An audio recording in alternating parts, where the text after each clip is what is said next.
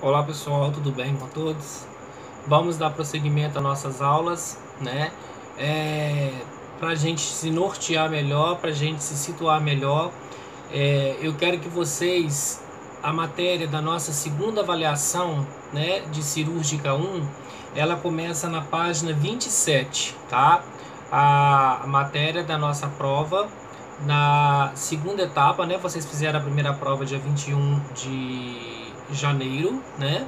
Então vocês farão a segunda prova no dia 23 de fevereiro. Porém, a matéria da segunda prova, ela inicia-se na página 27, né? Equipe cirúrgica, componentes e atribuição, ok? Então, gente, é o seguinte, pegando lá agora comigo na página 32, vocês pegando comigo na página 32, nós vamos falar de medidas de segurança. As medidas de segurança, ela é importantíssima para a enfermagem, né? Tanto no bloco cirúrgico como qualquer outro setor de dentro do hospital, você tem que ter as medidas de segurança. Equipamento de proteção individual, EPI, máscara, óculos, luva, jaleco, propé. Qualquer área, qualquer setor da enfermagem, a gente tem que ter medidas de segurança. E o centro cirúrgico, ele é um setor confinado, ele é um setor fechado. Por isso que o risco talvez eminente de acidentes, até por incêndio, é muito grande. Porque eu uso gás, por exemplo, o oxigênio. O oxigênio é bom, o oxigênio salva a vida, mas o oxigênio nós sabemos que ele é o quê? Inflamável.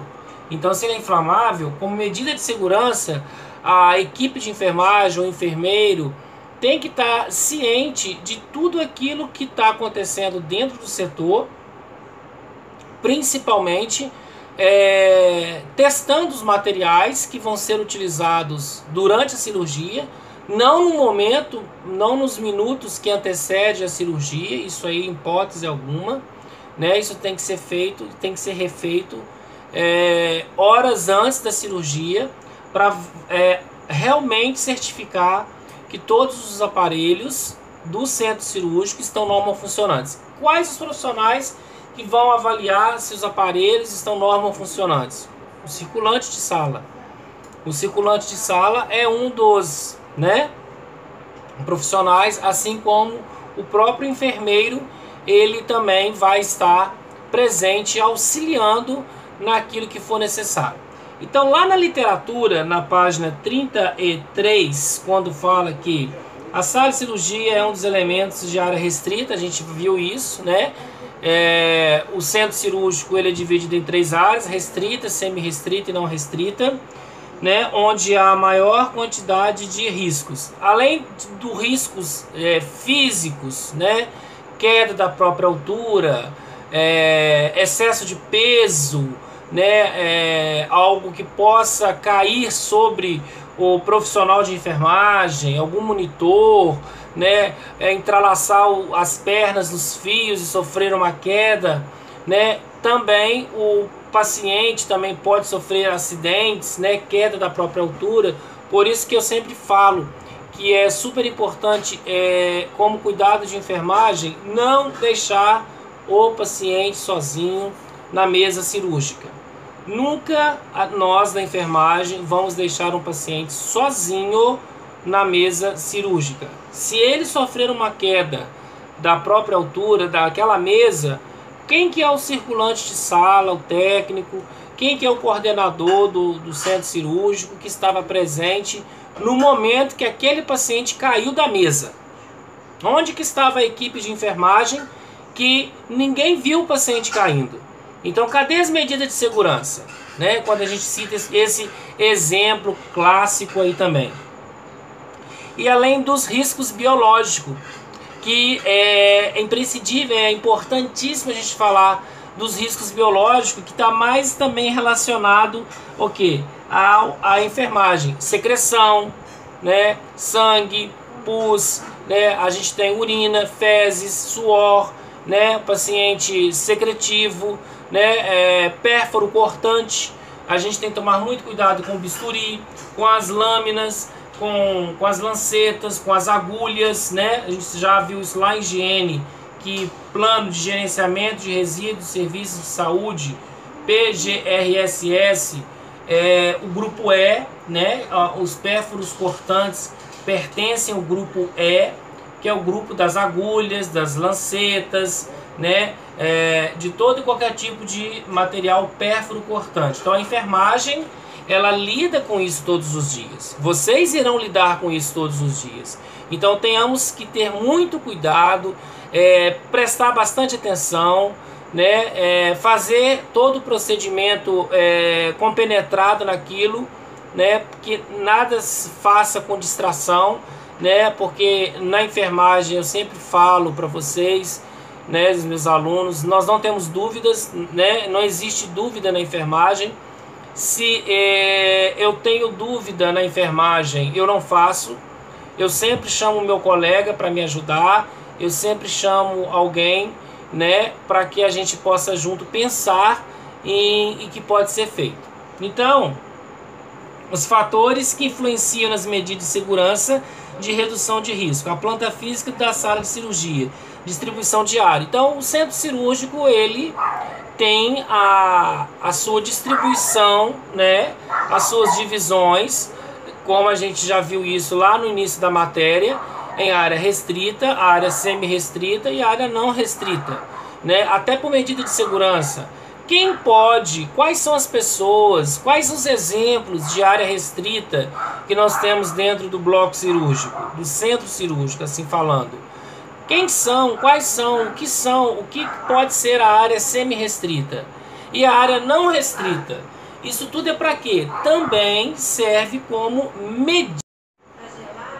Então, pessoal, falando das medidas de segurança, né, a gente falou aí essa questão toda da prevenção, né, do uso de EPI, né, a gente sabe que tem que usar luva, máscara, óculos, propé, principalmente dentro do centro cirúrgico, que é uma área, né, que é dividida pela planta física como área restrita, área semi-restrita e área não restrita, né?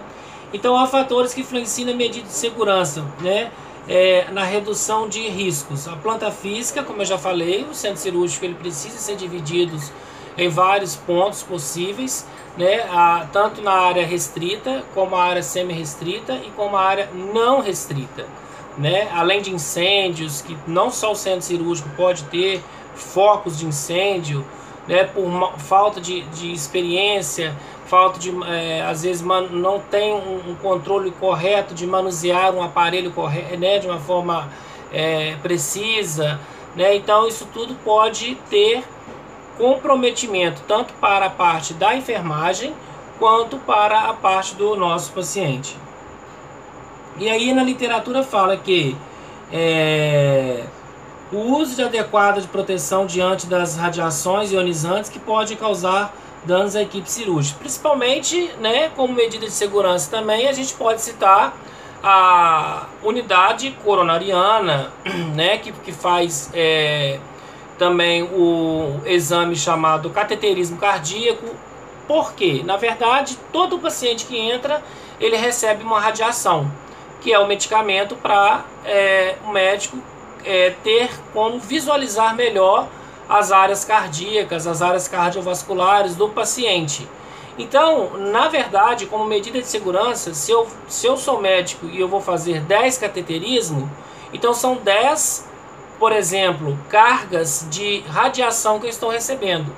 O paciente ele é único, ele vai receber só uma carga, ele vai embora depois para casa, para o quarto, para a UTI. E eu não, eu vou receber 10 cargas de 10 pacientes. Então eu preciso de usar o avental de chumbo, o colete que protege de chumbo, para evitar mais adiante complicações devido a essa radiação, como um câncer, como algo nesse sentido. Então medidas de segurança também. O uso de radiações, já falamos sobre ela. O uso de eletricidade dos aparelhos. Gente, principalmente nos hospitais que vocês forem trabalhar, que vocês forem atuar, a gente está falando de medida de segurança, bisturi elétrico, né? Às vezes aciona ele, corta uma mão, corta o paciente, né? Então pode ter corte, né? Então acabou a cirurgia, desligar o bisturi elétrico, né? Porque é risco, né? Tanto de acidentes para o paciente quanto de acidente para o próprio profissional de enfermagem, profissional médico, né? O anestesista às vezes, né? O próprio o instrumentador que vai estar manuseando este tipo de material. O uso de gases diversos, como gases anestésicos e o oxigênio, pode provocar explosões. Por isso que eu falei, né? O oxigênio é um gás que salva, mas é um gás que mata, né? Principalmente por explosões. Então a gente, na enfermagem, a gente tem que tomar muito cuidado, né? Centro cirúrgico, né? Nem precisa falar, nem precisa comentar sobre isso. Lugar nenhum do hospital, exceto nas áreas que são autorizadas se fumar, né? Então, isso aí eu acho que é até bobagem a gente estar falando sobre isso, porque é um assunto banal, mas o cigarro não combina com o centro cirúrgico, né? Então, dentro do hospital, a gente tem alguns setores que são aceitáveis, né? As áreas que podem a pessoa que é tabagista exercer aí, né, o seu papel de fumante. E um dos objetivos da administração dos hospitais é garantir a segurança dos pacientes e do pessoal que trabalha em seus serviços, elaborando medidas de segurança e controle de riscos que todo o pessoal deve conhecer, vigiar e respeitar. Então, onde o paciente pode ir, onde o paciente pode pisar, onde o paciente pode deambular, não só no centro cirúrgico, né, nossa matéria de centro cirúrgico, mas corredor não é lugar de acompanhante ficar, corredor não é lugar de paciente ficar, né? A gente sabe que, infelizmente, existem os curiosos, as pessoas têm curiosidade de saber como funciona o trabalho, às vezes, da enfermagem, mas não é aceitável. Como medida de segurança, paciente está internado, eu vou visitar o paciente, eu não posso sentar na cama do paciente. A cama não é minha, a cama é do paciente, né? Com medida de segurança, eu evito levar alguma coisa da rua para dentro do hospital, né? E eu estou evitando até o que nós podemos chamar de infecção cruzada, né? De paciente, de acompanhante para paciente. Lavagem das mãos. Isso, gente, é super importante, né? Assim que a gente chega do hospital, tomar banho. Assim que a gente vai para o hospital, chegar lá, lavagem das mãos, álcool em gel, é importante, né? Porque eu, ao tocar o paciente, eu estou vindo da rua. Eu peguei no volante, eu peguei no guidão da moto, eu peguei no guidão da bicicleta, eu encostei no muro, eu peguei, né? Então, medidas de segurança não serve só para o centro cirúrgico. Medida de segurança também serve para todas as áreas do hospital, né? A gente sabe que dentro do pronto-socorro, em alguns pronto-socorros, não são todos, existe a área amarela, a área verde, a área vermelha, que é uma área de emergência, ou seja, somente pode estar presente o paciente, a equipe que está assistindo esse paciente na emergência, né? De uma parada, de um choque, de uma crise, né? Então a gente chama de sala vermelha. Por quê? Para priorizar a segurança das pessoas. Também priorizando a segurança de quem está atendendo, priorizando a segurança de quem está sendo atendido e priorizando a segurança de quem quer entrar, mas não pode, porque sabe que está sendo feito procedimentos que também pode colocar em risco ali um acidente na pessoa. E aí, gente, nós temos os equipamentos elétricos, como eu já falei, né? Todo equipamento elétrico deverá ser de tomadas com fio terra. Isso aí é a planta física, isso já faz parte do projeto arquitetônico dentro do hospital, né? É 110, é 220, né? Tem que ter conhecimento. Às vezes eu posso queimar um desfibrilador, às vezes eu posso queimar o monitor, né? Então a gente tem que tomar conhecimento sobre isso. Continuando ainda na página 33, o piso da sala de cirurgia, né, deve ser de material isolante seguro, segundo as normas vigentes. Ao instalar um novo equipamento elétrico, o serviço técnico de manutenção do centro cirúrgico terá de revisá-lo antes de sua utilização. É lógico, na minha casa, na sua casa, na nossa casa, a gente nunca liga nada, compra sem antes ler o manual de instrução. Então, a manutenção, ela é imprescindível, a manutenção ela é importante, né, para a equipe toda que está presente ali, para a gente ter certeza que durante a cirurgia não vai acontecer nenhum acidente com o paciente, não vai acontecer nenhum acidente com a equipe médica e nenhum acidente com a equipe de enfermagem. Por quê?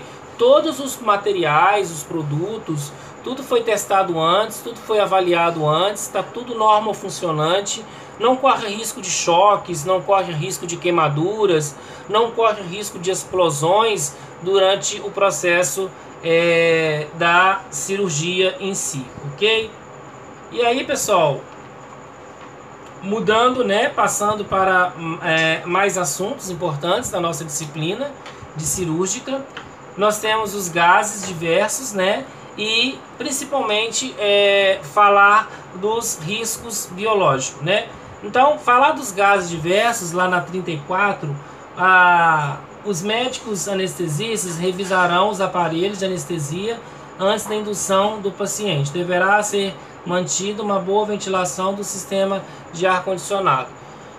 Quando eu iniciei essa matéria com vocês, eu sempre falo que o ar-condicionado do centro cirúrgico ele é importante, ele é um elemento obrigatório, segundo, né, a vigilância sanitária também. Além de trazer conforto, qualidade, né, além de trazer praticidade para a equipe médica, para o paciente, porque ninguém vai operar ninguém sem ar-condicionado, o pijama, a touca, a máscara, né? Então já não é à toa que o centro cirúrgico tem ar-condicionado. E também, como a temperatura está baixa no centro cirúrgico, é uma forma de evitar riscos de incêndio, riscos de explosões no centro cirúrgico. Geladinho, né, é uma temperatura inferior à temperatura ambiente, assim como a hemodiálise, assim como a CME, assim como uma UTI, como CTI, tem ar-condicionado. Não é porque eu quero que tenha ar-condicionado no CTI, não é porque eu quero que tenha ar-condicionado na hemodiálise, é conforto para a equipe, é conforto para o paciente. Imaginar um paciente entubado sem ar-condicionado, né? O paciente já está sofrendo, o paciente está agonizando, o paciente está passando por uma fase terminal, e aí a gente não ter um pouco de passar para esse paciente um pouco de dignidade, assim podemos dizer. Já falamos sobre o incêndio, né? Em alguns hospitais a gente tem aí a brigada de incêndio formada pelos colaboradores, né, da equipe de saúde, da equipe administrativa do hospital.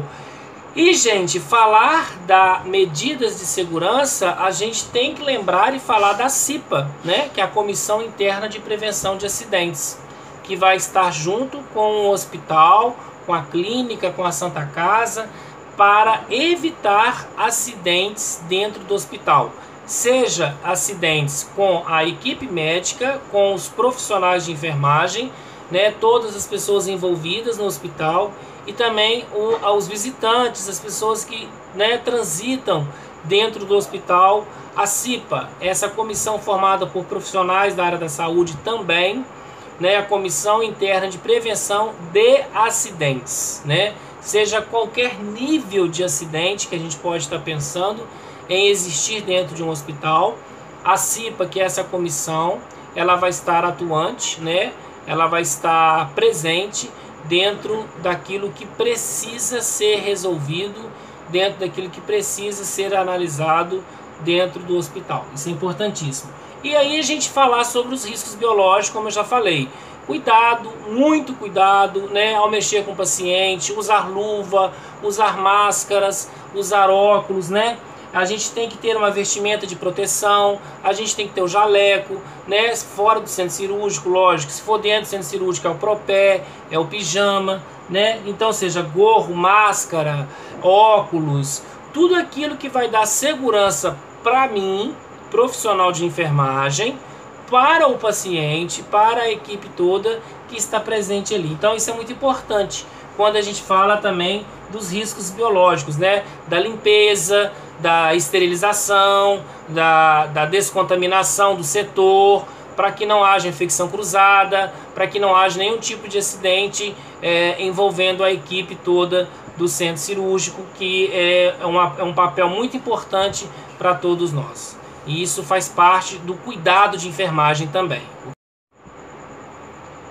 Bom, e agora falar sobre, substâncias desinfetantes e esterilizantes. Lá na apostila de vocês, na literatura, na página 34. E utiliza-se luvas, de procedimento e óculos protetores para evitar irritações na pele e nos olhos. Gente, substâncias esterilizantes, substâncias desinfetantes. Então, se eu uso qualquer tipo de produto, para desinfetar, para limpar, para descontaminar, a área que eu estou trabalhando, seja no bloco cirúrgico, seja na pediatria, na maternidade, eu tenho que usar o EPI. Todo mundo aqui já sabe disso. Equipamento de proteção individual, isso é importante.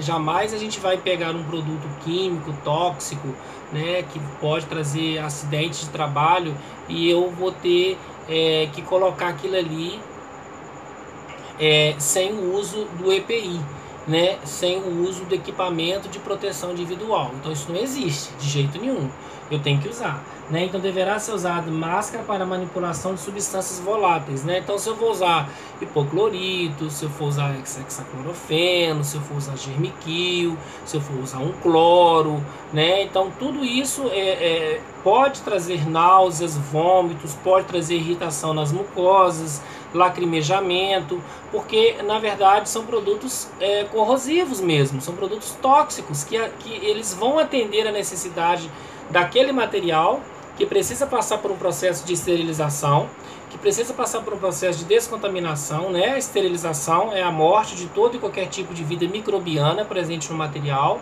A descontaminação já é a limpeza.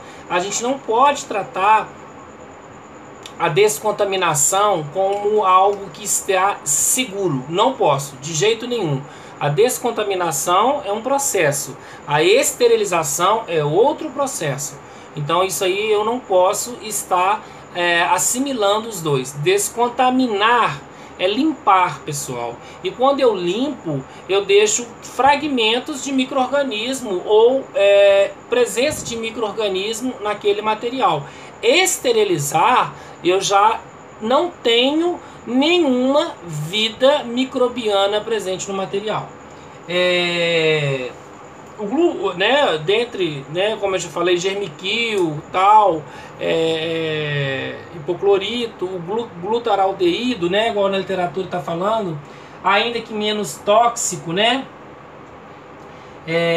citados anteriormente, desprende vapores irritantes nos olhos. Então tem que usar máscara, tem que usar óculos, tem que usar, quem for trabalhar na CME, na Central de Material de Esterilização, é um setor que recebe toda hora material contaminado, material infectado, pacientes com doenças infecto-contagiosas. Então a gente sabe que todo cuidado é pouco, principalmente não só a equipe de enfermagem que trabalha dentro da CME, da Central de Material de Esterilização. Aqui na literatura está falando do óxido de etileno.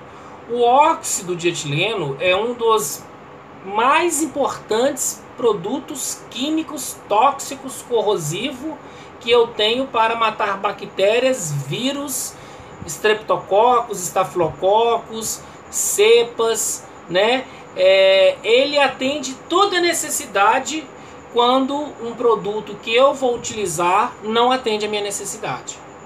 É um assunto assim que eu não vou aprofundar muito para não ficar, porque esse assunto até da nossa próxima disciplina, mas o etileno, ele tem uma ação que eu chamo de ação bactericida, ação esporicida, ação virecida, ação fungicida.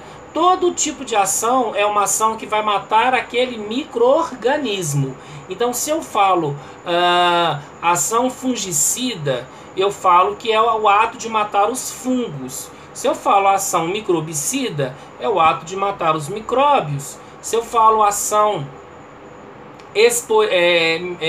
virecida, é o ato de matar quem? Os vírus. Bactericida é o ato de matar quem? Os esporos, as bactérias. Então, O etileno, ele tem a sua propriedade efetiva na ação esterilizante, mas ele só pode e deve ser usado quando o autoclave sozinho com água destilada não consegue esterilizar. Gente, então assim, a gente está falando sobre vários assuntos importantes, vários assuntos pertinentes. Dúvidas que vocês tiverem, mande para mim, perguntas para mim, tá? No privado ou também no coletivo, sobre qualquer assunto que eu tenha falado e vocês não tenham entendido e não tenham assimilado corretamente. Perfeito? Porque a gente já está na segunda etapa, né? A prova de vocês é dia 23 de fevereiro, né? A segunda avaliação, né? Já está marcada, para que a gente possa fechar aí com chave de ouro. E passando para a página 35, falarei para vocês sobre o eletrotermocantério, né? Na verdade, o eletrotermocantério, esse nome grande que está aí na apostila, ele é chamado de bisturi elétrico, né? Um exemplo, né? Bisturi elétrico. Ele corta e cauteriza. Ele corta e cauteriza. O que é isso, professor? O bisturi elétrico, ele faz duas funções ao mesmo tempo.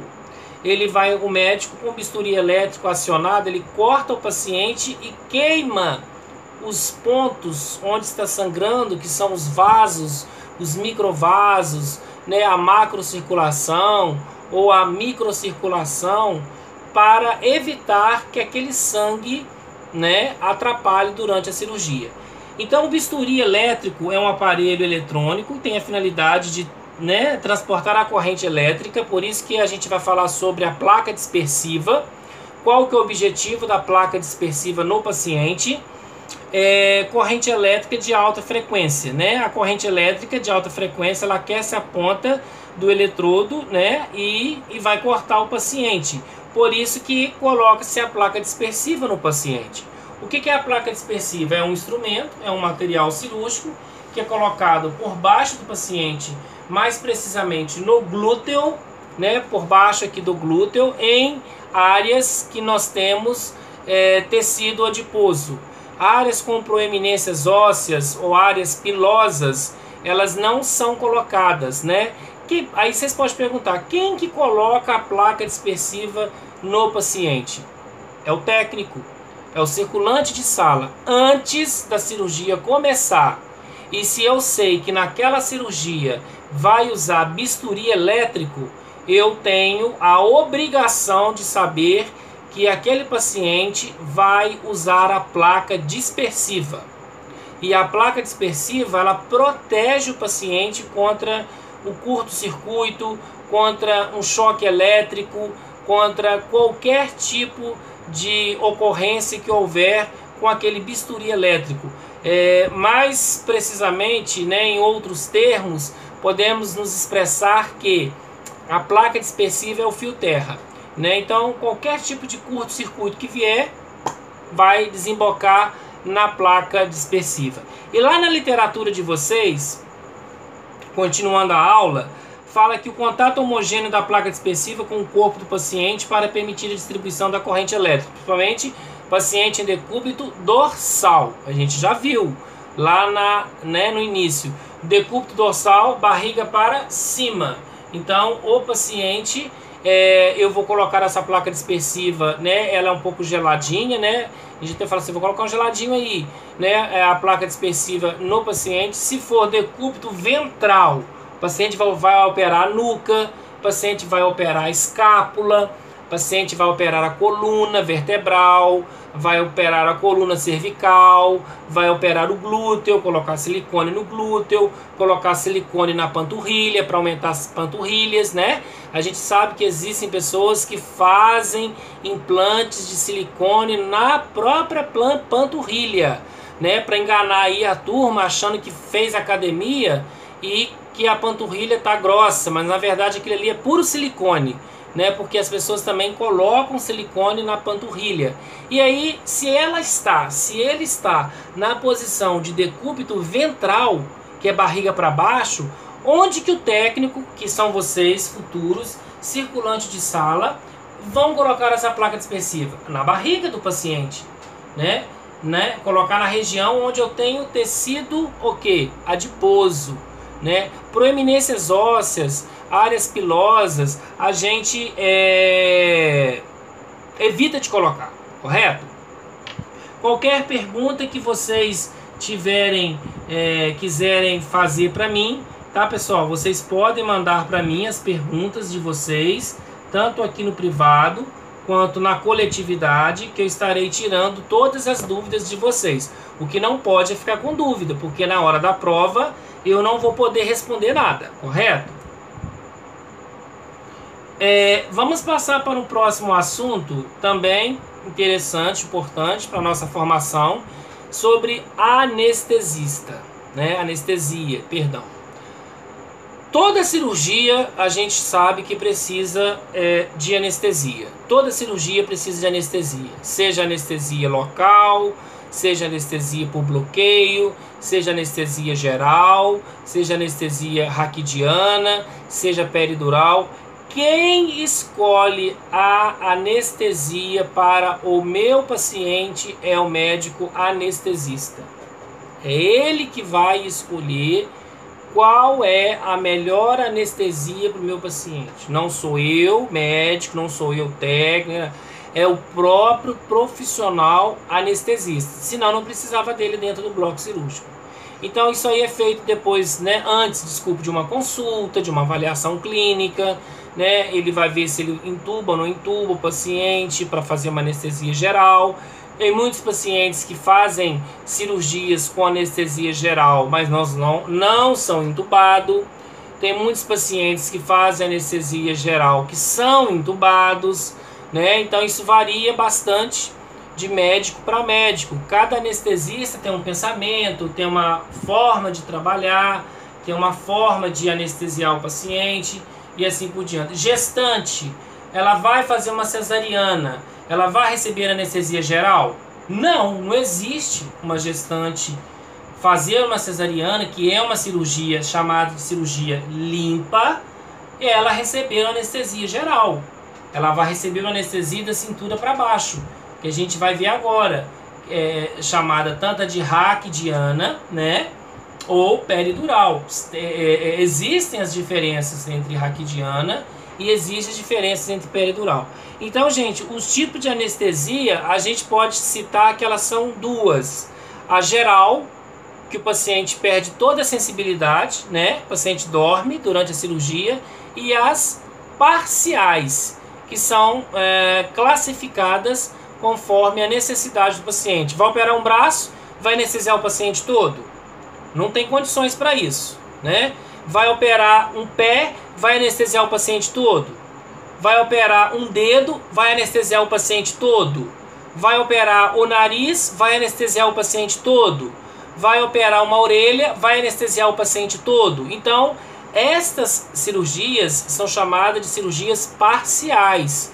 Somente aquela área que vai ser mexida, somente aquela área que vai ser investida, né? Assim, colocada, que vai receber o anestésico para fazer o processo de analgesia, né? E não todo o corpo do paciente que vai receber a anestesia para fazer a cirurgia. Então a gente entende que agora, né, que existe dois tipos de anestesia: a geral, que é o paciente todo dormindo, e as parciais, que a gente vai ver pausadamente uma por uma, ok?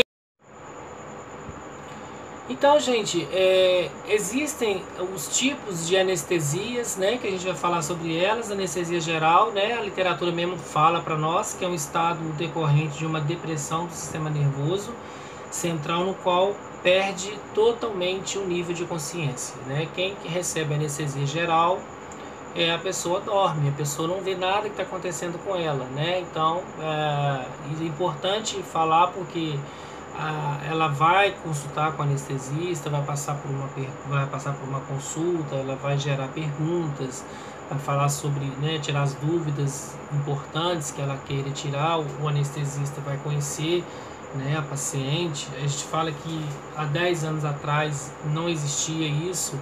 Eu conhecia o anestesia só, eu ia entender que eu sei que existe o anestesista porque alguém vai me anestesiar no centro cirúrgico.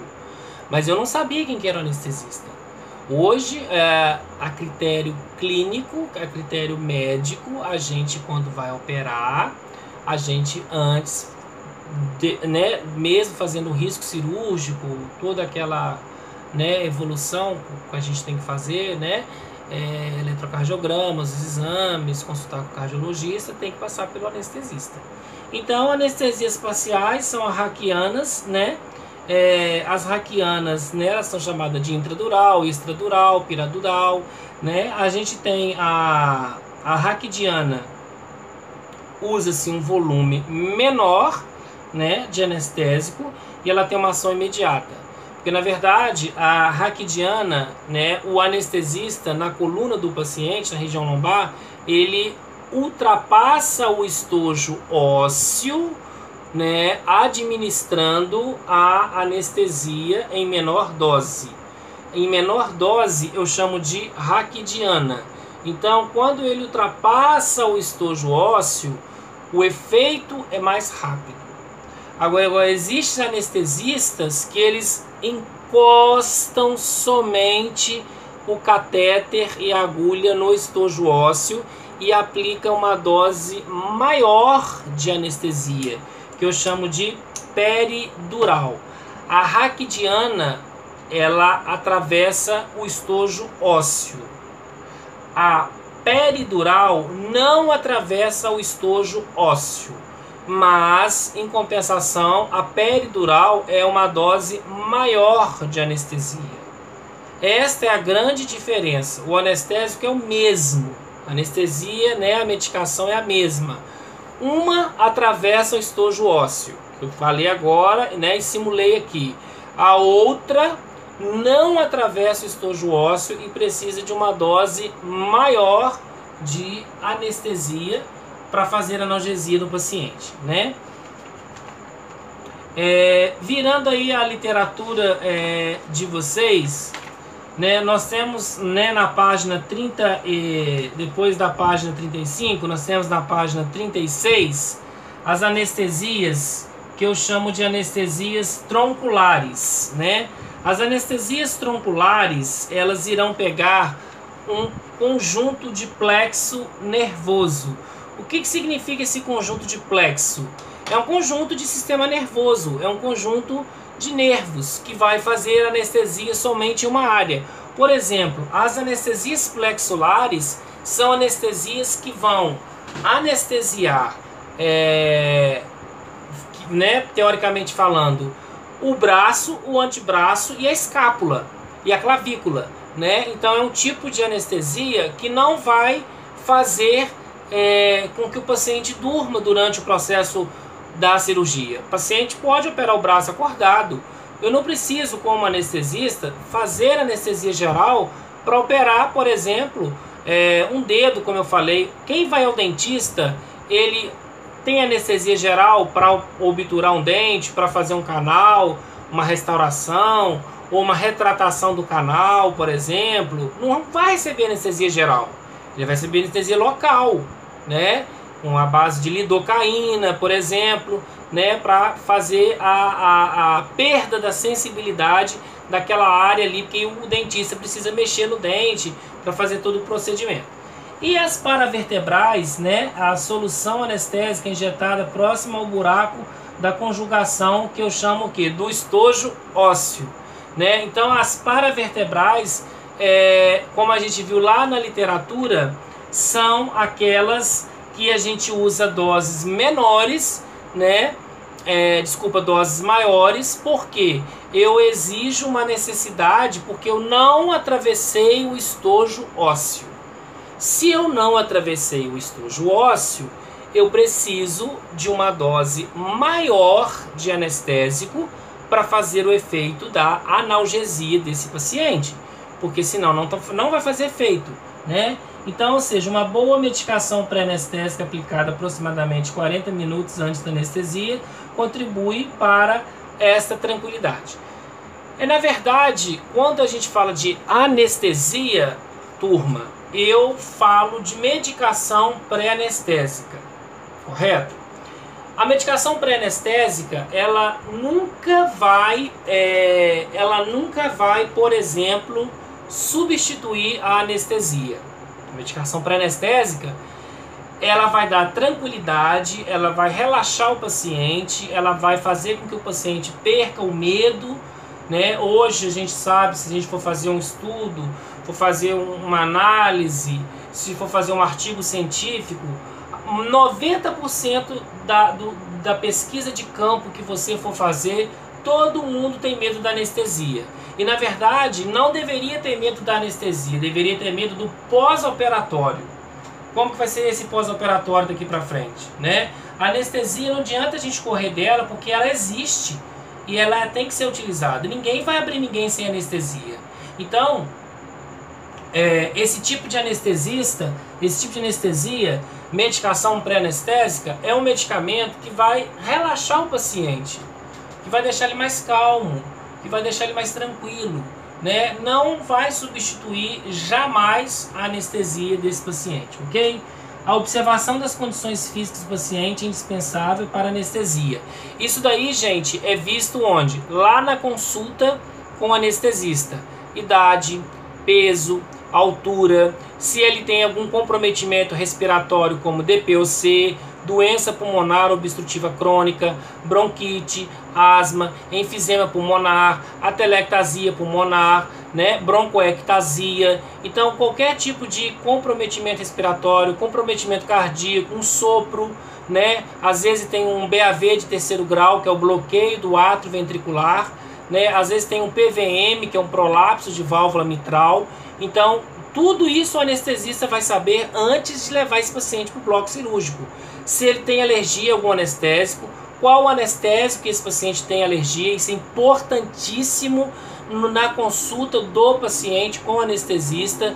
O paciente abrir o jogo e falar que já operou e que não sabe qual anestesia, mas que ele tem alergia a algum tipo de anestesia, correto? Deve ser relatados ao anestesista para as providências cabíveis, inclusive cancelamento da cirurgia, se julgar não favorável às condições do paciente. Febre é uma condição, tosse é outra condição, hipertensão arterial é outra condição, hiperglicemia é outra condição. Então, dispneia é outra condição. Então, o que o paciente está sentindo? Para que o anestesista vire para o médico e fale: olha, eu não vou anestesiar o paciente porque ele está tossindo. Eu não vou anestesiar o paciente porque ele está com febre. Tem que tratar aquela febre primeiro. Tem que tratar aquela tosse primeiro. Porque o paciente pode complicar e aí essa complicação vira uma incógnita. Não sabe se a complicação é por conta da anestesia ou se essa complicação já estava acontecendo por causa da febre daquele paciente. Então, nesse caso, se não é uma cirurgia de urgência, se não é uma cirurgia de emergência, se é uma cirurgia eletiva, este paciente não vai ser operado hoje, ok? Outros cuidados, né, são colocados para o anestesista, são dispensáveis para o seu sucesso. A gente já viu que existe os cuidados pré-operatórios imediatos, né, gente? Dentro do que a gente está discutindo agora, sobre anestesias. Os cuidados pré-operatórios imediatos, além da tricotomia, além, né, do banho do paciente, o banho de aspersão, é retirada de quê? De próteses, né? Retirada de adornos, que são pulseira, relógio, anel, piercing, tudo aquilo que é corpo estranho, o paciente não vai, aliança, gargantilha, o paciente não vai entrar com aquilo dentro do centro cirúrgico, é corpo estranho, não pode entrar. Então, a passagem do paciente da maca ou cama para a mesa operatória deve ser feita por duas pessoas. Eu nunca sou Homem Maravilha, eu nunca sou Mulher Maravilha, eu nunca sou Super-Homem. A gente nunca pode confiar, né, ter aquela sua autoconfiança, achar que eu consigo pegar o paciente sozinho, passar para a maca depois de anestesiado ou antes de anestesiado. Ele pode sofrer uma queda, né, cair sobre mim, eu posso me machucar, eu posso fraturar algum membro, eu posso ter um entorse, eu posso ter uma luxação devido a um acidente de trabalho, porque eu não chamei o colega para ajudar a pegar aquele paciente que já está anestesiado ou que vai sofrer uma anestesia, né?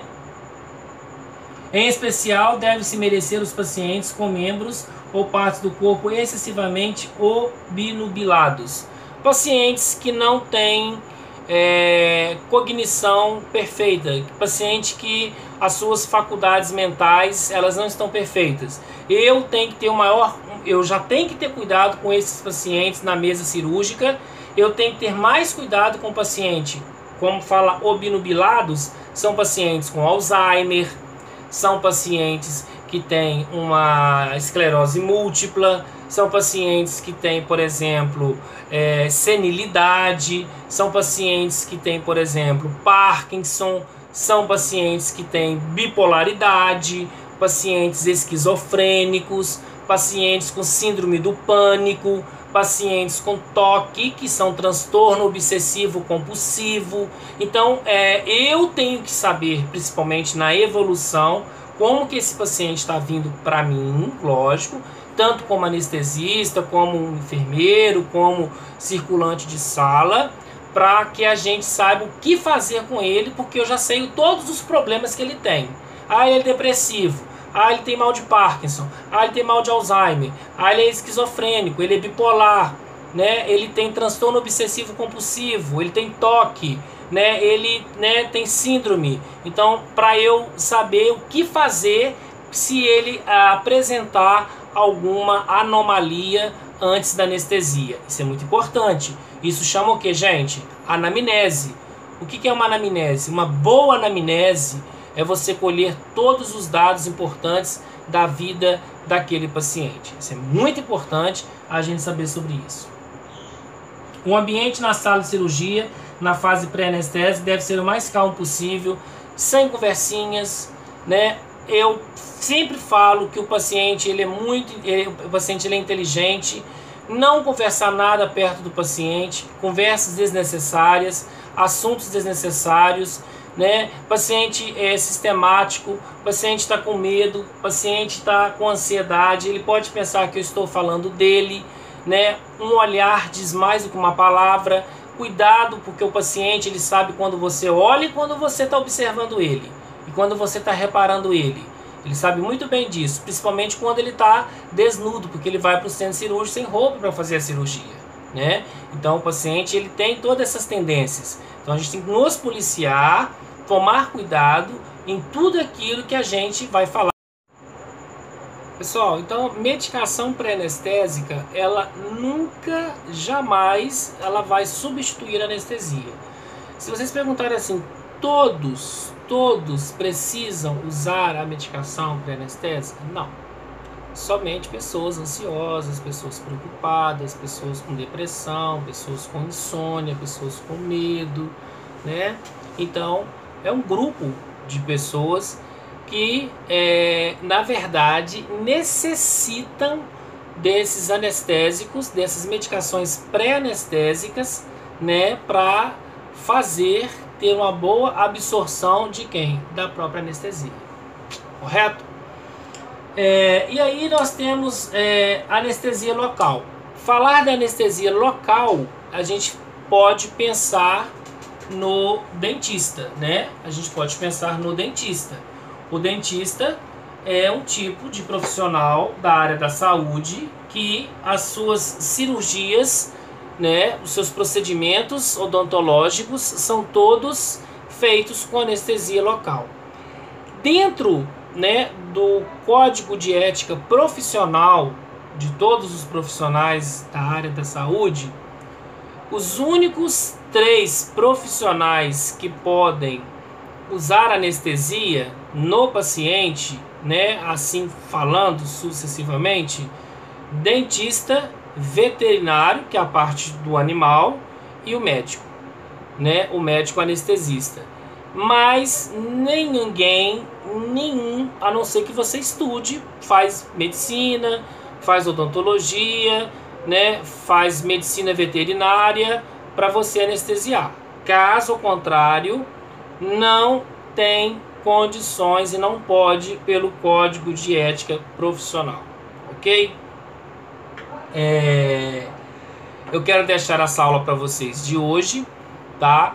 Qualquer dúvida que vocês estiverem, mande para mim, né? Falamos hoje de anestesias, né? Falamos hoje das medidas de segurança, falamos de eletrotermocantério, falamos de placa dispersiva, né? Falei de onde que começa a matéria da prova do dia 23 de fevereiro, né? Tudo que eu já falei até hoje. E além do que está na apostila, o que eu falo, o que eu explico, eu cobro em prova também, vocês sabem disso, né? Tanto que há uma pergunta ali, outra aqui de alguns colegas de vocês, mas eu não posso responder porque é questão de prova. E aí a gente, né, o aluno às vezes pode ficar até um pouco chateado, mas eu não posso fazer esse papel, porque eu estou sendo, né, infiel, ou, né, eu estou sendo errado, eu estou sendo antiético com os demais, não posso. Então, gente, nós vamos encerrar por aqui. Qualquer dúvida que vocês né, desenvolverem aí, vocês falem comigo, mandem para mim, que eu estou à disposição de vocês, ok? No mais aí, muito obrigado e até o nosso próximo encontro. Muito obrigado.